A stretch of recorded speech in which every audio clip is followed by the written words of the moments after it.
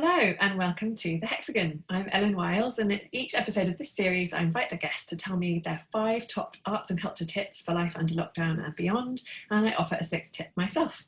I'm delighted to welcome my guest for today, Francesca Stavrakopoulou.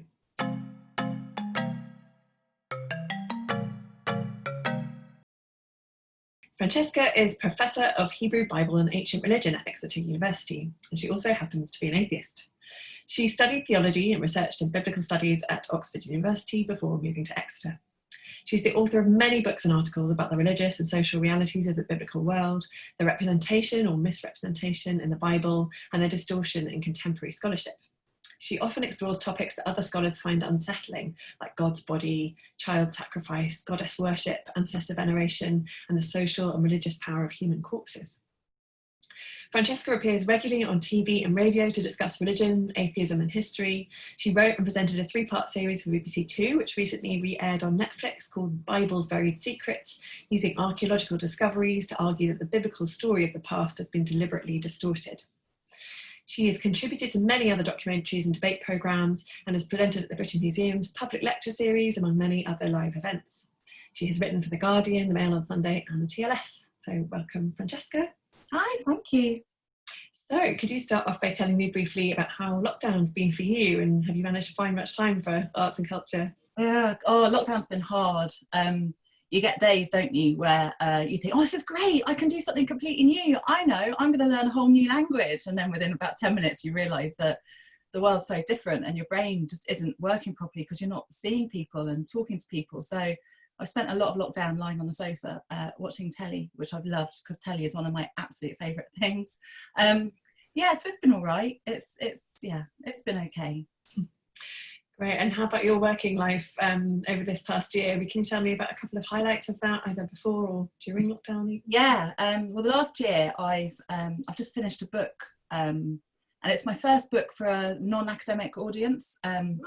So it's got a lot of new research and is obviously drawing on my expertise as a scholar. But yeah, first book for a kind of the general public, and it's called God and Anatomy. And basically it's a religious and cultural history of God's body, and looking at the ways in which the God of the Bible, was originally understood to have a body, and that how the gradual dissection of his body by ancient religious writers and priests and rabbis and philosophers, how it's kind of gradually eroded his body, but it's had quite a big impact on the way that we think about our own bodies today. So I finished that.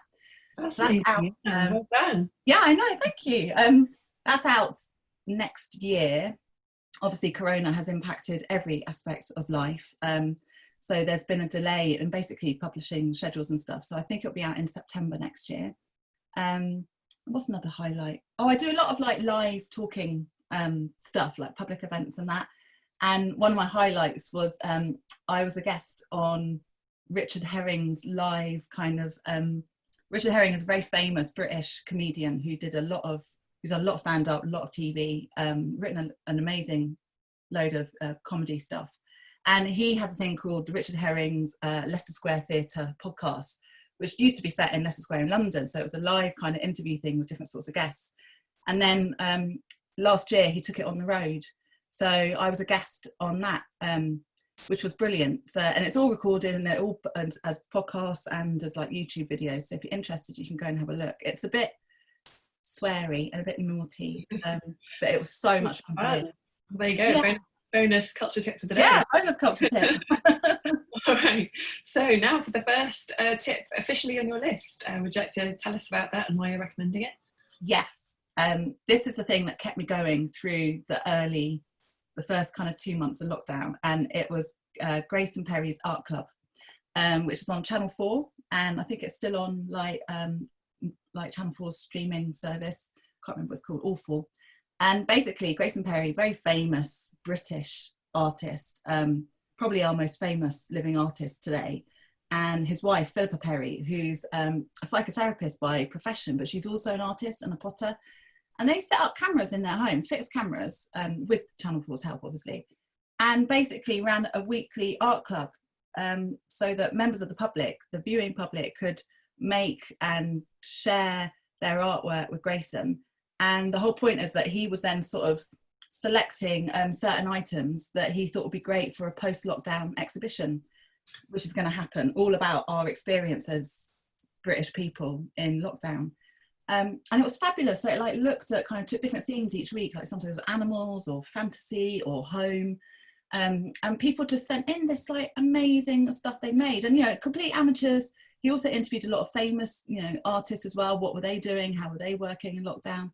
But it was like just getting a sense of the way in which art is so deeply personal to the people that create it, but it also has this kind of social impact on us as viewers. You know, how we respond to it can vary massively. And I really liked thinking about the ways in which I was kind of feeling impacted. You know, sometimes it would be quite emotional, you know, you'd talk to the various different people on Zoom about, you know, what they'd made and what they sent in, and hearing their stories and why they'd chosen to make this particular piece of work. It was just amazing. It was comfort telly, but also good for the soul as well. Not that I believe in souls, but you know what I mean. It kind of had this, it was brilliant. Really great. Yeah.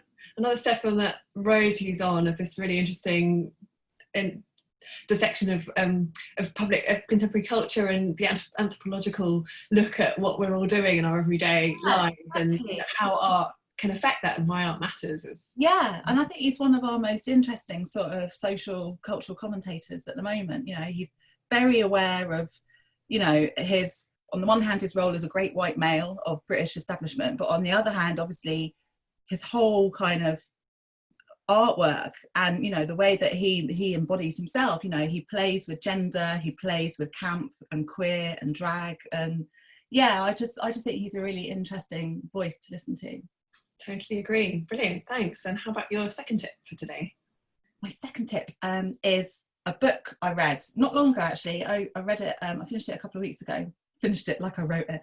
I finished reading it a couple of weeks ago, and it was one of those books that I couldn't put down. And it's Hamnet by Maggie O'Farrell. And she's a writer. I've not read any of her work before, and now I'm reading all her stuff because I really enjoyed it. But Hamnet is a variation of the name Hamlet, and the book is about a little boy called Hamnet who happens, you know, true story, happens to have been the son, one of the children of William Shakespeare. And Hamnet died when he was 11, possibly of plague. But the story isn't about William Shakespeare at all. It's about his wife, Hamnet's mother, Agnes, well, who we know as Anne Hathaway. In the book, she's called Agnes, which is spelled Agnes. And it's about her grief at the loss of her son. It's about her grief at the loss of her husband, because he moves to London to become this famous playwright. When they meet, he's just a Latin tutor. But she's this really interesting woman because she comes from a world, and you can understand that this was what the world was like at the time, that it was a world in which ideas about magic and folklore and the way the environment, your physical environment, kind of shaped your body and sort of helped and hindered you to kind of make your way in your community. And so she's this really fantastic character, and I love the fact that you never have Shakespeare's name mentioned throughout it. It's not about him at all. It's about her, what it was to be this woman, this mother, this wife, but also this really powerful, almost magically powerful individual in sort of Elizabethan England. And it's incredibly moving, and the way it plays with language and imagery, the way it deals with bodies. I'm very interested in my own research in bodies, in the materiality and sociality of bodies. The way it deals with all that, I just loved it. And I cry a lot in things like TV, films, even adverts, but it's not often that I cry in reading. The last, you know, unless I'm reading sort of very difficult archaeological reports on burnt baby remains and stuff from sacrificial cults and stuff like that, which is all fine, you know, I've learned to process that. But this book properly moved me to tears. And I found it just, a really emotional experience, but brilliantly. Yeah, I can see why. I've only just started listening to it on in an audiobook form. Yeah, and it starts off with this really vivid scene from the point of view of the boy, and it's really cinematic and really poignant already, and he hasn't even died yet, so yeah, no. I can imagine what the impact of it will be towards the end, and I'm really looking forward to getting more into it too. Well, thanks for that. And how about your third tip for today? This is a fantastic thing. I love Twitter. I tried Instagram and I can't get on with it. Like, I just can't get on with it. It's the people don't say enough on Instagram for my liking. So I'm a big Twitter person, and one of the threads I've been following on Twitter during lockdown is #museums unlocked. The Twitter handle is @museums unlocked, and it's been this fantastic lockdown project run by Dan Hicks, who's a professor of contemporary archaeology in Oxford, but is also a curator at the Pitt Rivers Museum. And Pitt Rivers is a fantastic museum. It's a very, all museums are colonial, don't get me wrong, but this is a particularly uncomfortable collection of objects in the Pitt Rivers, because it's based on a collection by this military guy, 19th century dude called Major Pitt Rivers, who basically, on his travels around the world, collected artifacts from different societies and cultures, stole them, basically, and brought them back to the UK. And this is the kind of the heart of the museum collection. And one of the things that Dan Hicks does is that he's very interested in exploring the kind of colonial contexts of museum artifacts, but also ideas about heritage, ideas about the way in which the West can control other people's narratives and stories about themselves.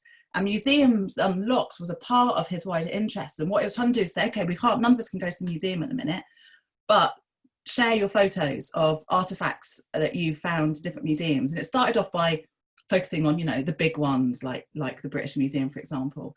And then, moved around to different museums all around the world, from Athens to Barcelona to New York to Washington.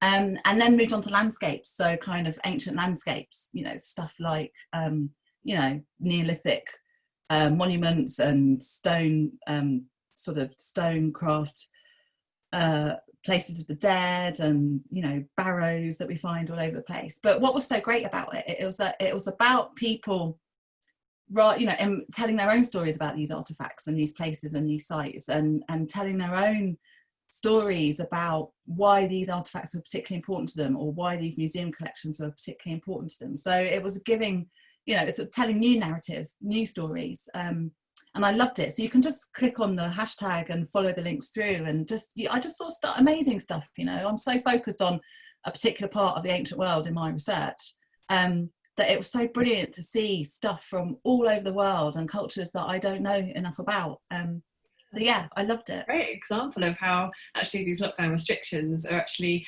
creating new kinds of conversations and exchanges, and perhaps opening up access to different objects and places that people might not have had the chance to experience in any way before. Yeah, and also a similar sort of democratic exercise to the Grayson's Art Club that you were describing as well, sort of allowing people to tell their own stories. Exactly. Great. Thanks. And how about your fourth tip for today? Fourth tip is, and I'm sure everybody is completely aware of this, but I think it's fantastic, is the series that's been running on BBC. It's running at the minute, called I May Destroy You, written and directed and produced and starring the amazing Michaela Cole, who is just, I think, one of the best talents out there at the minute. And it's a drama, but it's funny. It's a funny, harrowing drama. Ostensibly it's about the fallout, what happens after a rape or sexual assault.